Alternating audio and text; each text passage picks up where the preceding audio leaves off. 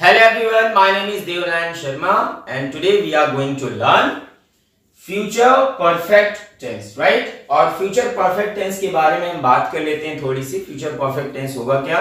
future perfect tense में future में कोई action complete होगा या हो चुकेगा, ठीक है? और इसके बाद कोई एक और सेंटेंस शुरू होगा, राइट? इसकी आइडेंटिफिकेशन क्या होती है? आइडेंटिफिकेशन होगी चुकूंगा, चुकेंगे, चुकेगी और चुकोगे, ठीक है? एक चीज और बता दूं कि इसमें भी टू एक्शंस होते हैं, ठीक है ना? टू एक्शंस होंगे। फ्यूचर में जो वर्क पहले कंप्लीट हो चुकेगा उसको ट्रांसलेट करेंगे फ्यूचर परफेक्ट टेंस में, और जो काम बाद में शुरू होगा फ्यूचर में उसको ट्रांसलेट करेंगे प्रेजेंट इंडेफिनिट टेंस में। इतना आपको याद रखना है, ठीक है? और यहां पर मैंने इसका स्ट्रक्चर भी बना रखा है। फिलहाल इसकी हेल्पिंग वर्ब के बारे में बात कर लेते हैं। हेल्पिंग वर्ब्स क्या होंगी? विल, शैल प्लस हैव, और मेन वर्ब जो होगी उस मेन वर्ब में थर्ड फॉर्म आनी है। हमेशा जितने भी परफेक्ट टेंसेस होंगे, even present perfect tense, past perfect tense और फ्यूचर परफेक्ट टेंस, इन सब में मेन वर्ब की थर्ड फॉर्म आएगी। यहां पर हम देख लेते हैं अफर्मेटिव सेंटेंस का स्ट्रक्चर क्या होगा। तो देखिए सबसे पहले क्या दिया हुआ है? Subject will, shall plus have plus third form of the verb, object etcetera, then before, then subject first form of the verb, और उसमें एस या ईएस हो सकती है अकॉर्डिंग टू सब्जेक्ट, क्योंकि प्रेजेंट इंडेफिनिट में जब सब्जेक्ट सिंगुलर होता है तो उसके साथ वर्ब सिंगुलर आती है, मतलब वर्ब की फर्स्ट फॉर्म में एस या ईएस लगा देते हैं। और जब वर्ब आपका सब्जेक्ट प्लूरल होगा तब वर्ब भी प्लूरल होगी, मींस वर्ब की फर्स्ट फॉर्म ही आएगी, देन ऑब्जेक्ट एंड ईटीसी। तो फ्यूचर में जो काम पहले कंप्लीट हो चुकेगा उसको हम ट्रांसलेट करेंगे फ्यूचर परफेक्ट टेंस में, और जो काम बाद में शुरू होगा उसको हम ट्रांसलेट करेंगे प्रेजेंट इंडेफिनिट टेंस में, राइट? तो मैंने यहां पर एक एग्जांपल लिख रखा है। हेडमास्टर के आने से पहले विद्यार्थी अपनी कक्षाओं में पहुंच चुकेंगे। तो यहां पर आप देख लीजिए सेंटेंस क्या है? हेडमास्टर के आने से पहले विद्यार्थी अपनी कक्षाओं में पहुंच चुकेंगे। तो अब हम ये पहले डिसाइड कर लेते हैं कि फ्यूचर में कौन सा काम पहले कंप्लीट हो चुकेगा।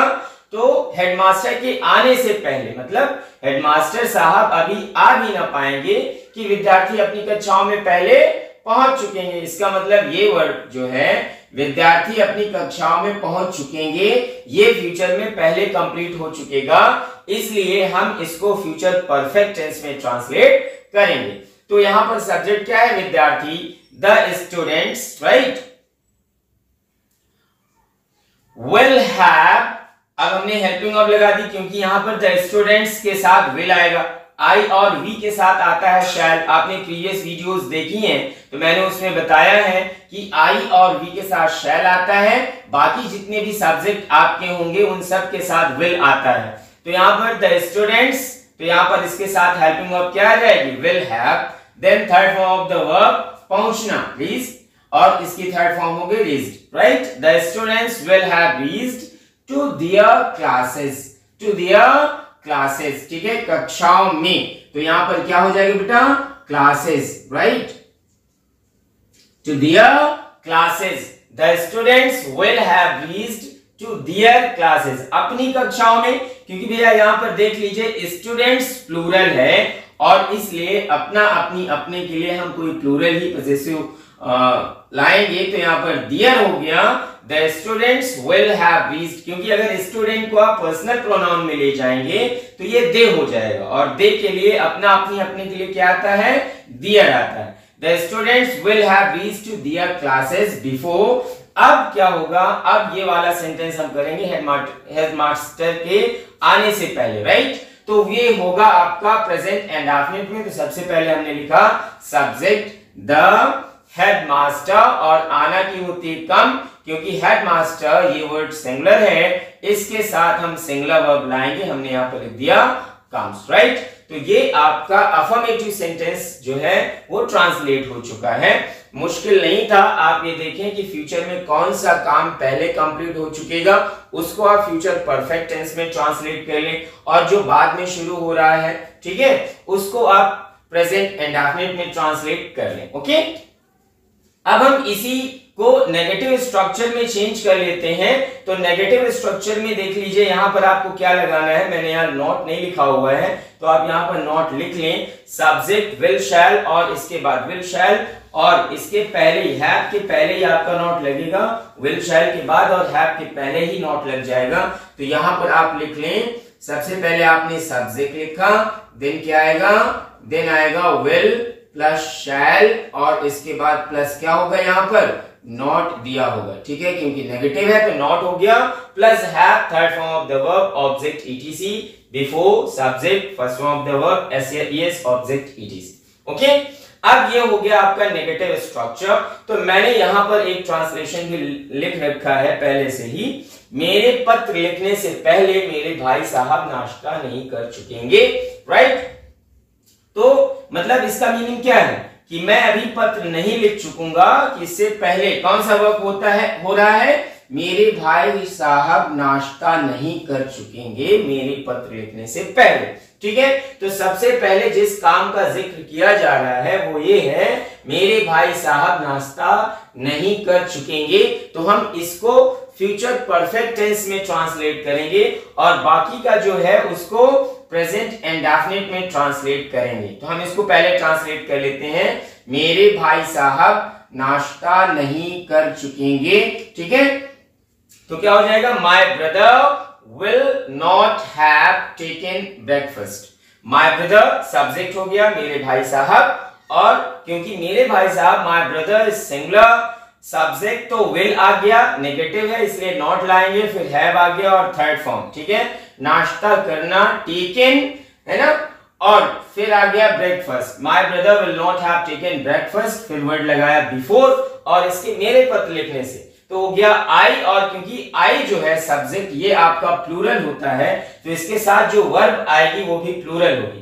प्लूरल वर्ब का मतलब है प्रेजेंट की फर्स्ट फॉर्म। ठीक है, जैसे राइट है तो राइट ही रहेगा, इसमें एस नहीं लगाएंगे। जब आप वर्ब में एस लगा देते हैं तो वो सिंगुलर हो जाती है, तो आई राइट अ लेटर। तो ये आपका नेगेटिव स्ट्रक्चर भी कंप्लीट हो चुका है और इसका ट्रांसलेशन भी कंप्लीट हो चुका है। एक बार और आप इसे देख लें एंड आई होप कि आपको ये बेहतर समझ में आ गया होगा। ओके, अब हम आगे बढ़ते हैं इंटरोगेटिव यस और नो टाइप की तरफ, और इंटरोगेटिव WH टाइप का स्ट्रक्चर क्या होगा और उसको हम किस तरह से ट्रांसलेट करेंगे। ठीक है, मैं इसको इरेज करके आगे इंटरोगेटिव के स्ट्रक्चर्स और सारी चीजें मैं लिखता हूं।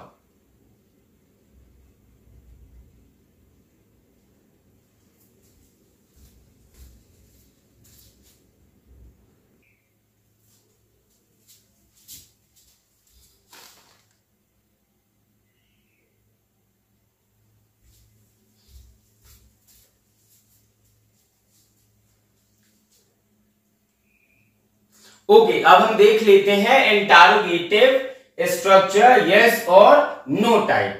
ठीक है, तो इसमें होता क्या है, इंटरोगेटिव स्ट्रक्चर यस और नो टाइप में कैसे हिंदी वाक्य आते हैं, वो हिंदी वाक्य जो क्या से शुरू होते हैं। ठीक है, अगर कोई हिंदी वाक्य प्रश्नवाचक शब्द क्या से शुरू होता है तो वो डेफिनेटली इंटरोगेटिव यस और नो टाइप की कैटेगरी का ही होगा।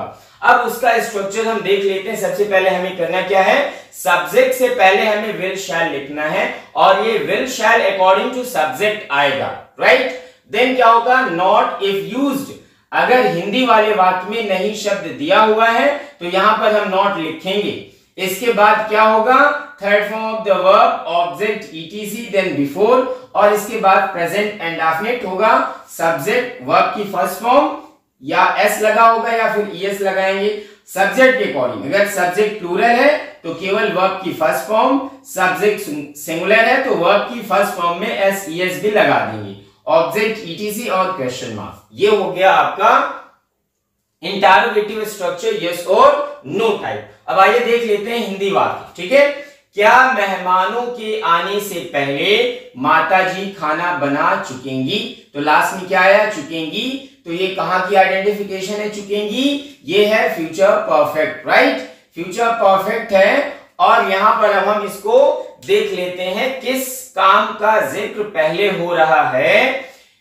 क्या माता जी खाना बना चुकेंगी मेहमानों के आने से पहले? तो कौन सा काम फ्यूचर में पहले हो रहा है? माता जी। क्या माता जी खाना बना चुकेंगी?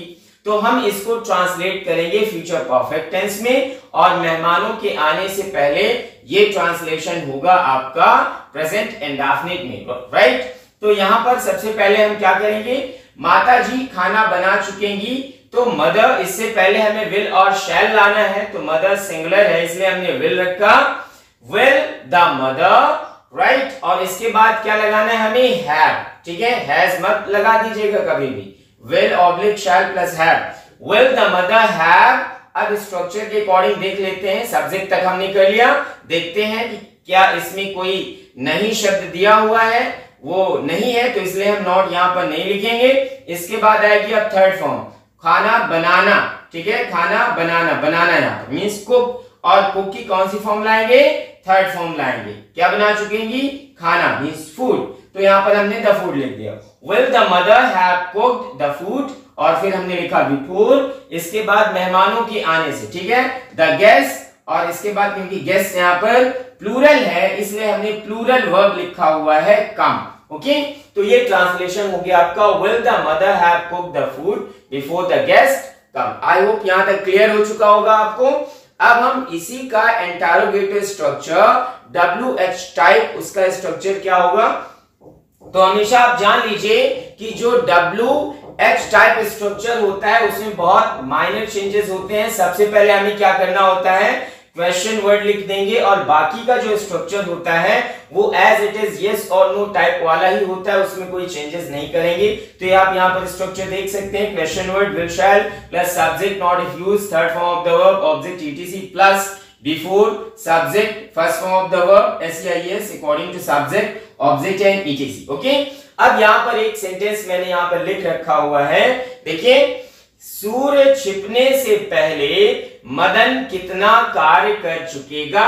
तो यहां पर चुकेगा और क्वेश्चन मार्क है, तो ये हो गया इंटरोगेटिव सेंटेंस, और क्योंकि चुकेगा लास्ट में आ रहा है तो ये हो गया फ्यूचर परफेक्ट टेंस का सेंटेंस, ओके। अब यहां पर आप देखिए कि जो प्रश्नवाचक शब्द है कितना कार्य, ठीक है, तो ये बीच में दिया हुआ है इसलिए ये WH टाइप की कैटेगरी में आएगा। जब भी कोई प्रश्नवाचक शब्द वाक्य के बीच में दिया हो तो वो WH टाइप की कैटेगरी में आएगा। अब कितना कार्य, इसकी अंग्रेजी हम पहले लिख लेंगे, तो क्या लिखा हमने? हाउ मच वर्क, ठीक है, और वर्क के साथ क्या आएगा? विल। इसके बाद सब्जेक्ट क्या है? मदन, मदन कितना कार्य कर चुकेगा, इसको हम फ्यूचर परफेक्ट में ट्रांसलेशन करेंगे। So how much work will Madan have done, right। फिर हमने लिखा यहां पर बिफोर, सूरज छिपने से पहले, तो यहां लिखा द सन, सिंगुलर है तो सेट लिखा और इसमें s लगा दिया, ठीक है। हाउ मच वर्क, ये आपका क्वेश्चन वर्ड पूरा हो गया, हाउ मच ये तो है। इसके बाद ये वर्क जो है ये क्योंकि इसी से रिलेट कर रहा है तो ये साथ में आएगा। फिर ये हेल्पिंग वर्ब है, मदन सब्जेक्ट है, और ये भी हेल्पिंग वर्ब का पार्ट है जो सब्जेक्ट के बाद आया है। फिर third form of the verb है, फिर बिफोर है, और ये प्रेजेंट इंडेफिनिट में ये इधर ट्रांसलेट हो गया, द सन सेट्स, राइट। तो इस तरह से इंटरोगेटिव स्ट्रक्चर WH टाइप भी आपका कंप्लीट हो चुका है। आई होप ये सारी चीजें आपको क्लियरली समझ में आई होंगी, और आप इसे नोट भी कर सकते हैं, नोट्स आराम से बना सकते हैं। इससे आपको रिवीजन में भी काफी मदद मिलेगी। जिनका बेसिक बहुत ही वीक है, जिनको ट्रांसलेशंस नहीं आते हैं, उनके लिए बहुत ही यूजफुल वीडियो है, और जिन स्टूडेंट्स को ट्रांसलेशन करना आता है वो रिवाइज भी कर सकते हैं, इसमें कोई प्रॉब्लम नहीं है, ओके। अब आपको क्या करना है? फाइनली ऐसे ही कई सेंटेंसेस आप हिंदी के लीजिए और उनको ट्रांसलेट करिए, जिससे आपका रूल और बाकी सारी चीजें एकदम से कंफर्म हो जाएंगी, लर्न हो जाएंगी, ठीक है, जो कभी भूलेंगे नहीं आप, ठीक।